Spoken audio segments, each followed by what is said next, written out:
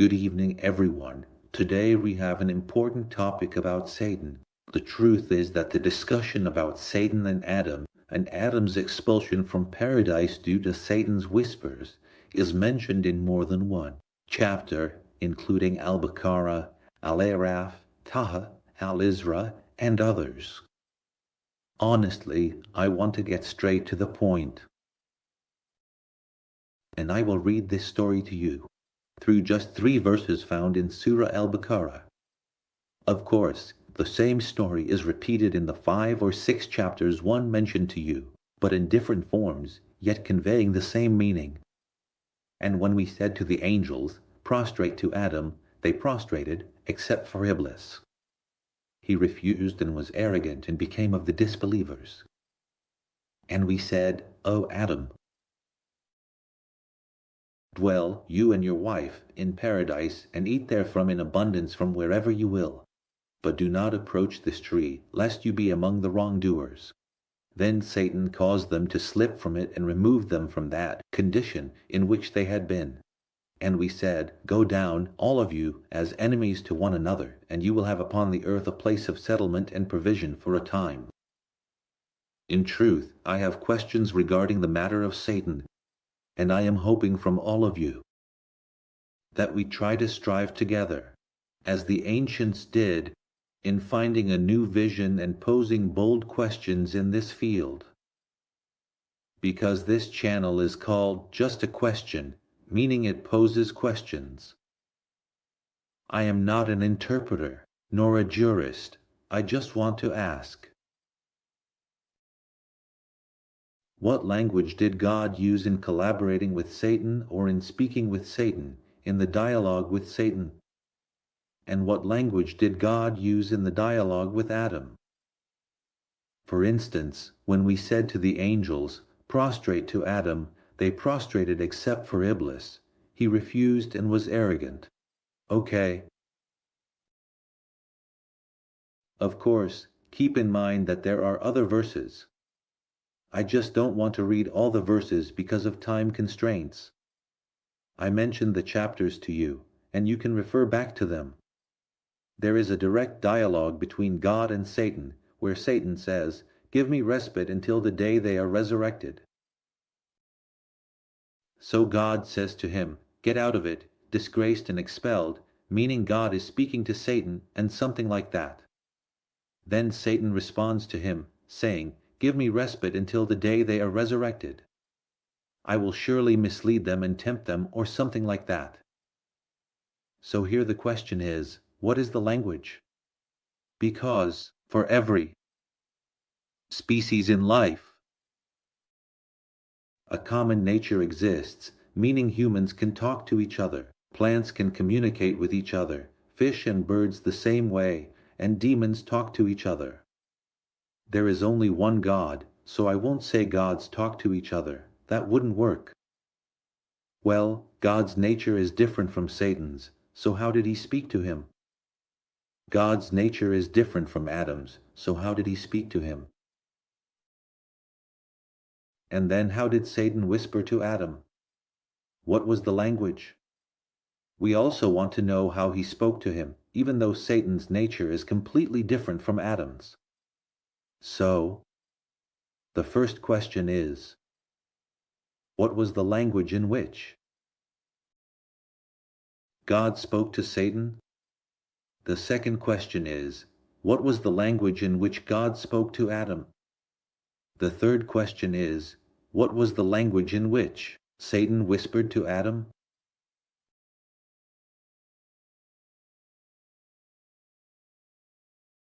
In truth, there is a fourth question.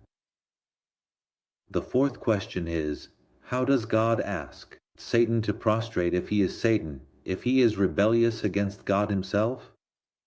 How does he ask him to prostrate to Adam? I mean, in truth, I want to give an example just for clarification. When I have a person in front of me who cannot read or write, an illiterate person, how can I ask him to translate a reference from English to Arabic or from Arabic to English when he cannot even write his own name? The question here is, How does God ask Satan to prostrate to Adam? This is a truly puzzling question. In the next question, how did Satan tempt Adam? To eat from the tree, meaning God tells him not to eat from the tree, yet he eats from it. How was he tempted? What was the temptation he used? This is an important point. The truth is that Satan provoked God and won the challenge and triumphed over God. Why? Because simply God told Adam not to eat from the tree. Satan told him to eat from the tree, and Adam listened to Satan. And of course, I exalt God and hold him above such things. To challenge Satan, or for Satan to challenge him, or for Satan to triumph over him. But what is clear from the story is that Satan is the one who ultimately wins. Okay, there's another question. What is the wisdom in God asking Adam not to eat from the tree? What is the wisdom? Then, if God asks Adam not to eat from the tree, why did He place it in the garden in the first place?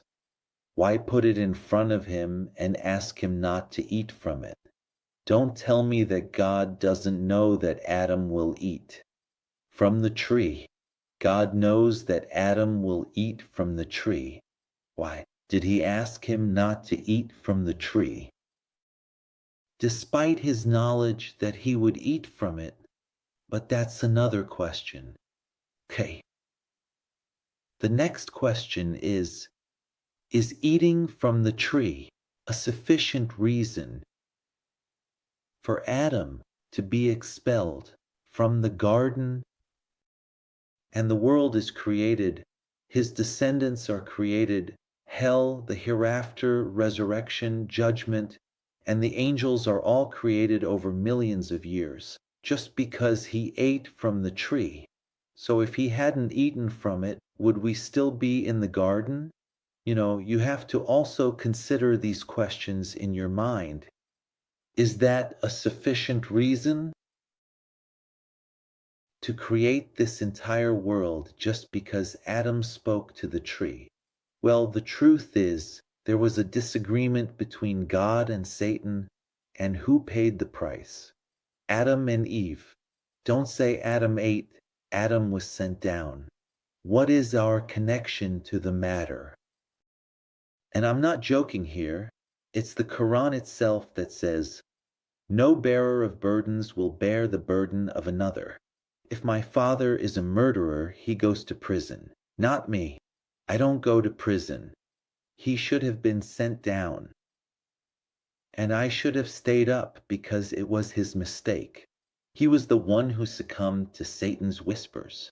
Well, the truth I want to say is that this story is essentially symbolic, because if you think about it logically and rationally, it is impossible that the Almighty, powerful God, this narrative serves as a profound allegory representing deeper truths and concepts. When you analyze it with a logical and rational mindset, it becomes evident that the scenario of an almighty, all-powerful God performing such acts is beyond the realm of possibility.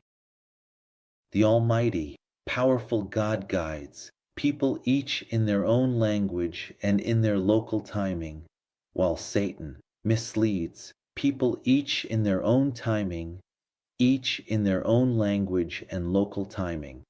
This simply means that Satan has divine abilities. One guides and the other misleads. That's how it is. Honestly, I can't imagine. And then don't tell me that the devil has offspring. He's tempting people in China at 6 in the morning, and the time difference between us and him here in New York is 12 hours.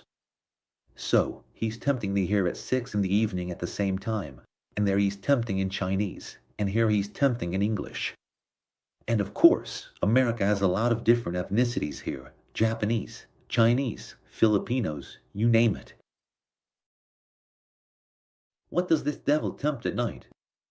Of course, religious scholars say that he has offspring. But who told you that he has offspring?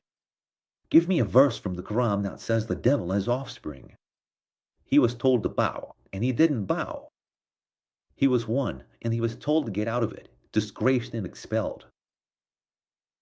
So, he's one, there are no others. Are we going to make things up?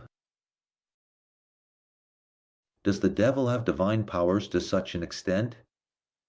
To tempt and whisper to all, these people in all these languages and colors? Haven't you thought about it with your mind, my brother? The truth is, I want to say, Bat, the devil is the evil side of the human being. And God is the good side of the human being, so God and the devil are inside you, not outside. That's the story. And here I am expressing my opinion, which may be wrong. I'm being honest with you. When I express my opinion, I'll tell you it's my opinion. When I come to say this, I am building on so-and-so. I'll tell you I am building on so-and-so. I'm telling you. The devil, mentioned in the Quran, in 5 or 6 different forms, is indeed a symbolic story, or symbolic stories for the people, addressed by the Quran at that time, to believe in the new religion. But in fact, in reality, there is no devil. Because according to the Quran, the devil triumphed over God, and God forbid that this should be the case. This means that the Quran needs a new vision, understanding, boldness, and courage in interpretation and approach. I mean, God, well, the Quran, we have already given 4 examples before, and said that the Quran, that God does not have a hand, a face, light, or a throne, even though he said he has his hand, his throne, his face, his light, and everything. Well, this makes you think and say that all of this is metaphorical. So why doesn't this make you think? What devil is it that misleads millions, billions of people? We need to think rationally, to use our minds a little. There is no such thing as the devil. The devil is within you. The devil, as we said, is the evil side of a person, and goodness means God. God is the goodness in a person, as we mentioned before in the previous video that God means the living human conscience, and we discussed in the video titled Who is God? Is God present? This topic in detail. I don't like that life decided for you. You need to review the questions. I urge people to be rational, stop the insults, understand, and discuss with themselves. And respond by saying that, from my point of view, this statement is wrong, and the correct thing is such and such. We learn from each other. I pose these questions to learn, not to challenge or to shake anyone's faith or anything like that. If we don't ask these questions with complete clarity, away from ready-made, packaged answers, because no one has absolute answers. Everything is in the realm of the unknown and in God's knowledge. I thank you very much, and we'll see you next Friday because I don't want to go over 15 minutes. Thank you very much.